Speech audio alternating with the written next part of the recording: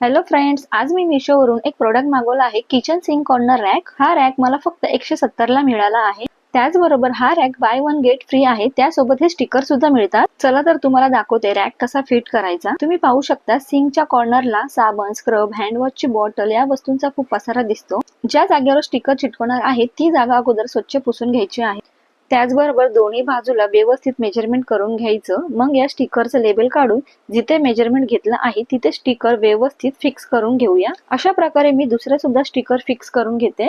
त्यानंतर हा rack hook मध्ये फिक्स करून घ्या। आता बघा सगळं एकदम व्यवस्थित दिसते। सिंकचा कॉर्नर पण साफ सुथरा दिसतो। त्याचबरोबर किचन सुद्धा स्मार्ट वाटतं आणि स्क्रब मधून पाणी खाली निघून जातं।